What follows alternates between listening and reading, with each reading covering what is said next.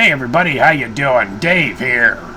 Well, it's been just a little over a month since I started my Doordashing delivery gig, and here I am to report to you my findings and how things are going. Like many other Doordashing YouTubers, I want to put out a disclaimer that, what I'm going to tell you here today may not apply to you, that your market may be different. Actually, I'm going to change that. Your market will be different. In fact, even within a specific market, it will vary from day to day and even hour to hour. Delivery gig jobs are the pinnacle of supply and demand marketing. I mean, that's what we do. You must be able to evaluate and respond to the varying market conditions depending on your desired results. Failure to do so will only result in chasing your tail. And here's the horrible thing.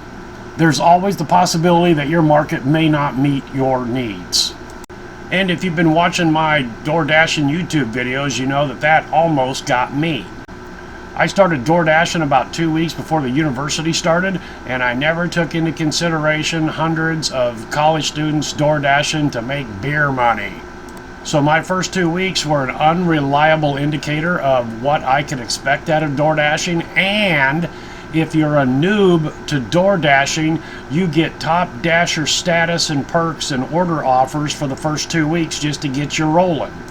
Of course, if you've been following me, you know that concern has gone to the wayside, and actually with the extra dashers in my market, I have a more realistic delivery times, pickup times and delivery times. Before it was like down to the minute. Now I'm getting offers that have a pickup time 10 minutes out and delivery times up to 30 minutes out, and that's because I'm getting fresh orders. Why am I getting fresh orders? There's a lot of orders. There's a lot more people in town with the college kids, and there's a lot more dashers. These orders are not being declined, or not picked up at all because there's not enough dashers, and then it finally comes to me and I have less than 7 minutes to go pick up an order and then deliver it. So actually the influx of dashers that are college students has actually made the job easier. And I'm happy to report, like I say, with more people in town, there's more orders, and I have seen no drop off in order offers. So I'll repeat for those of you that may be new to my channel here, my market is Ames, Iowa, home of Iowa State University, the Cyclones. Ames is roughly 25 square miles. It's almost a perfect square, just a little bit rectangular. You can literally get anywhere in Ames in just a few minutes, especially if you know the back routes and how to miss the traffic jams, the trains, etc., etc., etc. And I grew up in Ames. I know this town like the back of my hand. Ames also has on the east side of town what we all call Fast Food Row along Duff Avenue, and this is where 95% of all the fast food restaurants and many other restaurants are located. Yes, there are others spread out through the west side of town and the north side of town, but it's this east side of town that is, it's literally 50 to 100 of them all in one line. It's real nice to have all the restaurants packed into one area, but it also is a huge bottleneck during rush hour and lunch hour. The car count on the street is just insane. So, even though I've lived in town, my whole life, I've had to come up with strategies on how to get to a certain restaurant that's on one side of the road or the other. Which direction am I going to approach it from? Which may mean about a half a mile out of my way, but at least I'm not fighting oncoming traffic trying to turn left, you know what I mean? And there's only so many stoplights. I use them, to my advantage. I'll go out of my way in order to get to my way in a quicker time.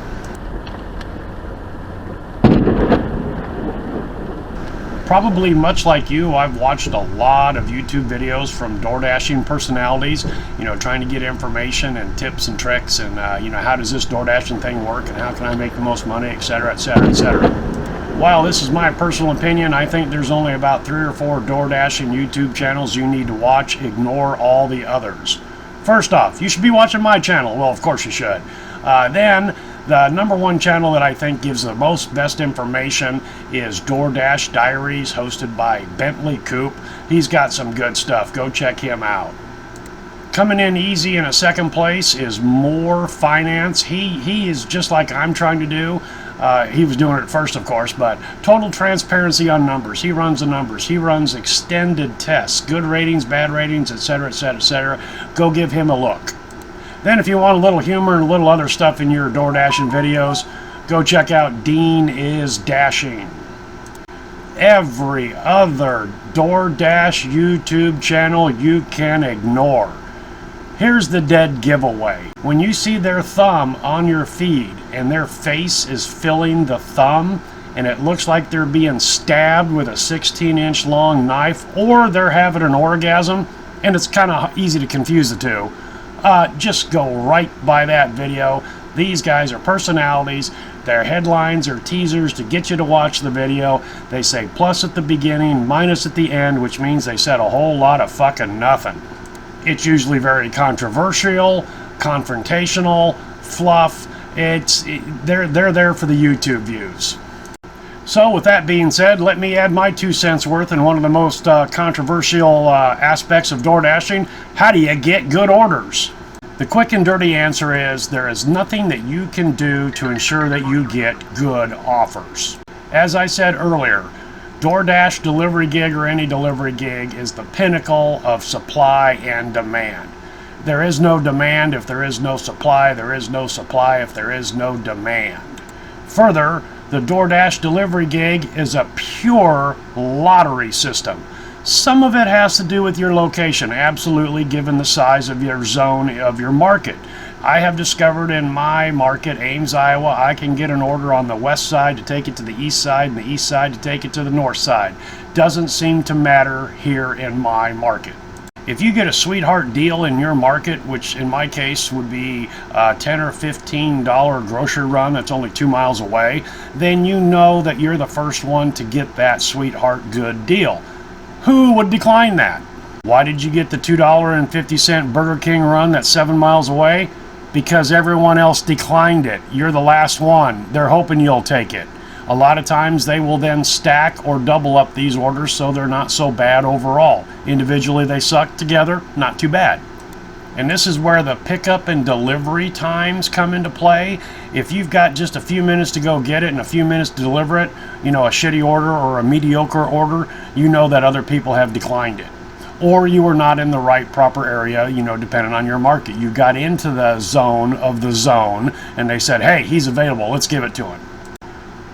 A little later, I'll address cherry picking, sitting still or driving around, having good ratings or bad ratings, hot spots and heat zones, and so on and so forth. But there is one thing that we do know for sure, and that's because DoorDash tells us so. So we have to take them at their word.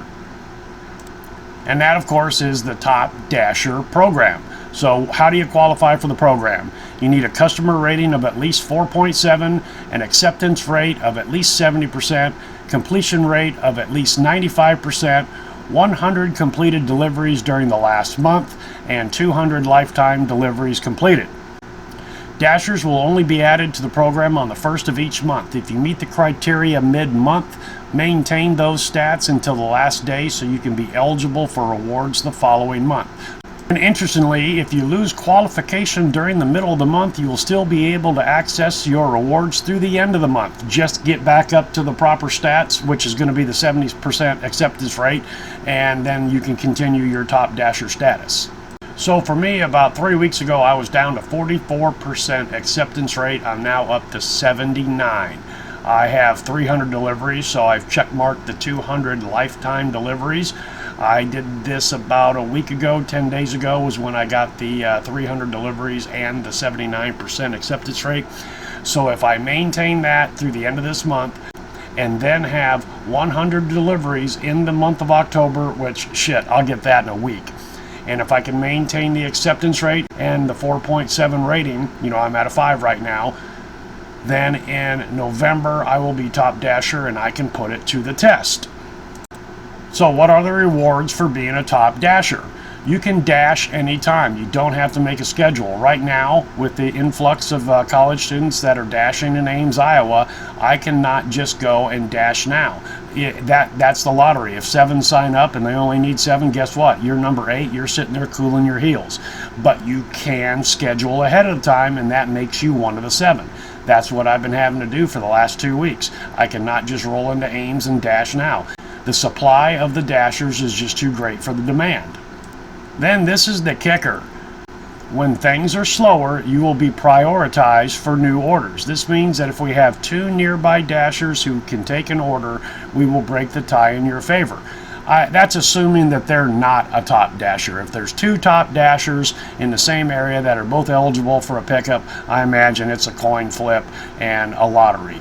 But if you're there and another dasher's there and he's not top dasher, according to DoorDash, you will win the coin flip. But let's go back and reread that one more time. Did you catch it? A lot of people don't. Most people don't. Which is where the confusion comes from about being a top dasher and people claiming that it doesn't work. So let's repeat. When things are slower, you will be prioritized for new orders. The key phrase there, when things are slower. What that means is during a rush, when there's a lot of orders and a fair amount of dashers and everything is, quote, working perfectly, you're going to get good offers. You're also going to get shitty offers. There's no coin flip. Top dasher doesn't mean anything. It's when things are slower. Now, I've seen a lot of people on YouTube channels in the comments and in the videos saying that's a bunch of horseshit. That's completely wrong. Well, I know for a fact it's true. I had great numbers and great orders for my first 2 weeks Doordashing, and that's when I had top dasher status. They say they give that to all the new people for 2 weeks. And in fact, in other YouTube comments, I have seen people say, oh my God, I started dashing about a month ago. The first 2 weeks are great, and then it just fell apart. What the hell's going on? This is a bunch of bullshit. Yada. These guys didn't even read the fine print. They don't know the rules of the game. They deserve to get screwed. But they prove the point that you get top dasher as a 2-week noob, and that does prove that it works. It'll be interesting to see how this works out for me in November. I'm pretty sure I can hold my numbers and everything, because while we have a lot of dashers and aims and a fairly strong order base, there are some slower times where the heat map goes cool gray. That's kind of in between the breakfast rush and the grocery runs and the lunch rush, and immediately after the lunch rush up until about 3 o'clock in the afternoon. So I've got orders, steady orders during that time frame. It'll be interesting to see if they're a little bit better. Pay attention to the heat map. It gives you good information. The heat map doesn't do a damn bit of good. Go to the little flames. Those are hot spots. Don't go to the flames. They're leading you astray. Many DoorDash YouTubers and their followers in the comments of their videos all claim all of these things. Well, it all can't be true all the time, right? Let me clear it up for you. You've seen on the app when it's looking for orders, down at the bottom, you get a slide menu there, and it tells you the physical location and the address, you know, Walmart or McDonald's or whatever, where the last current hotspot was. And then you see hotspots will refresh in 10 minutes and then a countdown clock.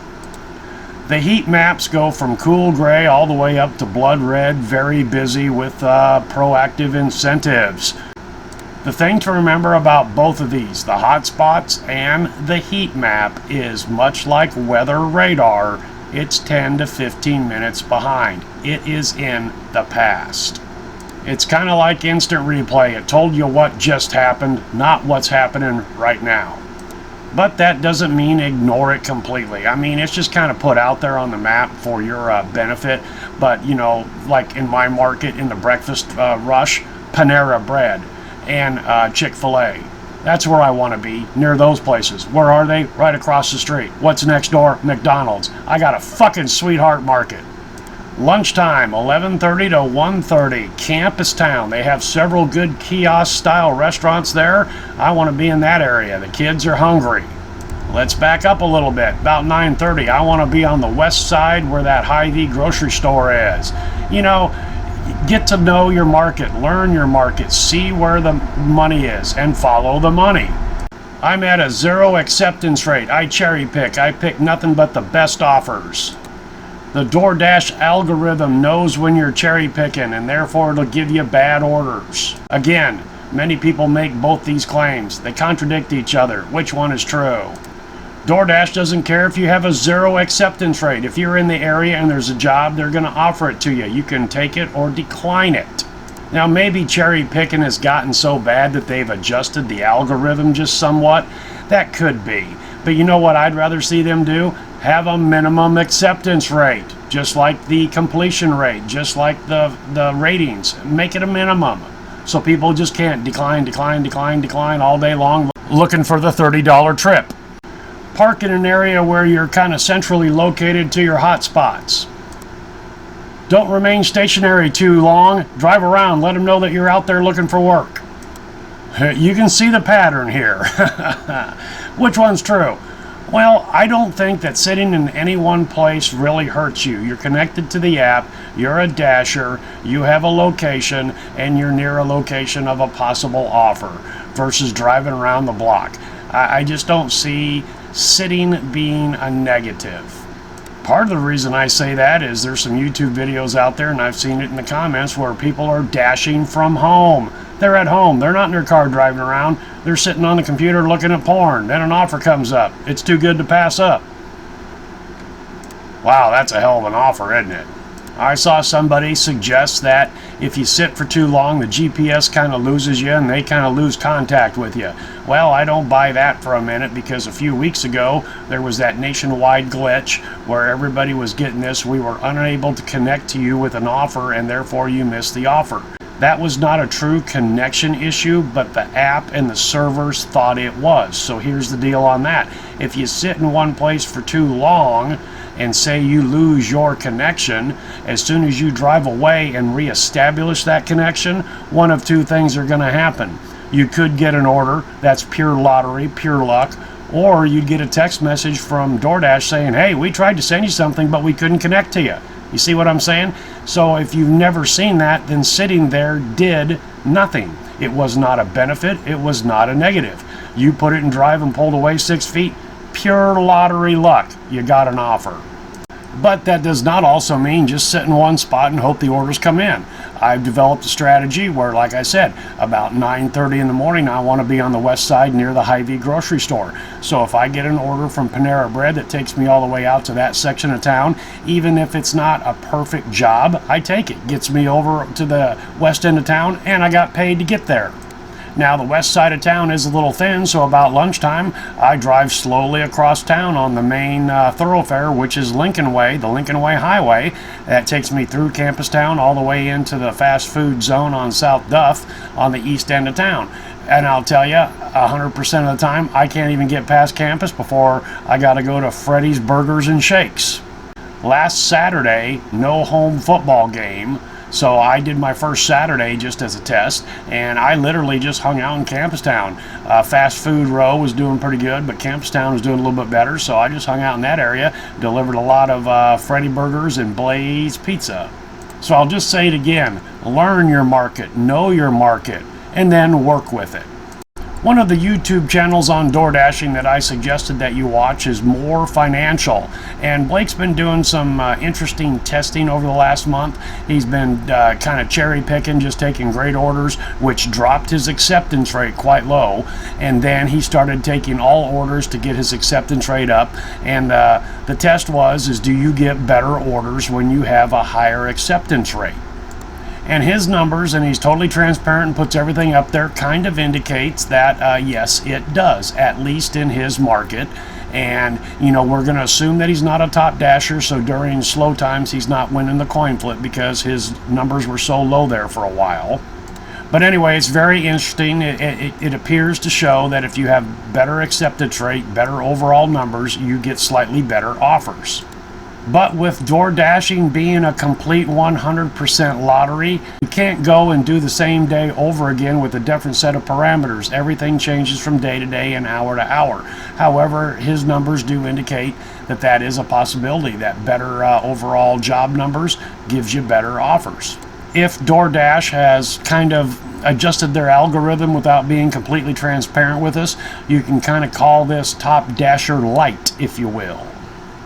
I've had pretty good numbers over the last 10 days here. I've had some good offers. I've had some shitty offers. You know, like I said, it's really hard to pin that down and say which way it is. And remember, I'm in a market where we just had a heavy influx of dashers and a hell of a lot more customers.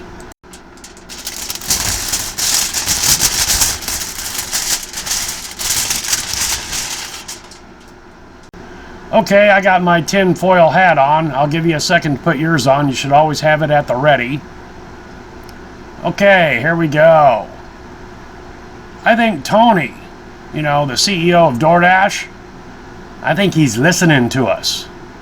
Man, I tell you, I can't tell you how many times I've been on either the east side or the west side of Ames and want to get to the other side, and I'm just kind of sitting there talking to myself and talking to Speedwagon, and I said, boy, it sure would be nice to get a Panera Bread order all the way over to Ontario Street, which puts me in the location of that West Ames Hy-Vee. Bang! I get an order, Panera Bread, North Dakota, which is right off of Ontario. It's over in the state name area of town. I kid you not. This is bullshit that I'm telling you, but I kid you not. It has happened more than not. So, yeah, I think Tony's listening to us. Which I guess for me is, Tony, he likes me. So to start to wrap this up, I just want to say, man, I love this gig. I am having a blast. I'm making money. I haven't ran a full 40 hours yet because it's still a little bit in lawn mowing season here. And I had the paper route, which I'm going to drop. Long story short, I just didn't like the time of day I was out there driving, delivering papers. And if you saw the other video, almost got into a couple deer last night. Anyway, so the guy that used to have the route's going to take it back over. No harm, no foul. You know, Doordashing soon here will be my full 40-hour a week job, if not more. You know, I'm just having a blast. I love it. Thank you very much, Tony. Send me the good orders. Gonna go ahead and toss the spreadsheet up here for the current month, and I'm not going to go through it point by point like I've done before. You can pause it, take a look at it. You got any questions? If you don't know exactly, if you haven't followed it before and know what I'm doing here, ask away in the comments. I'll try to answer it to the best of my ability. But I'm having fun, making money. I'm my own boss. I can set my own hours. What fucking more do you want? Alright guys and gals, that's all I've got for today. Hope you can take some of this information and put it to good use for yourself. Thanks for coming along for the ride, and hope to see you next time.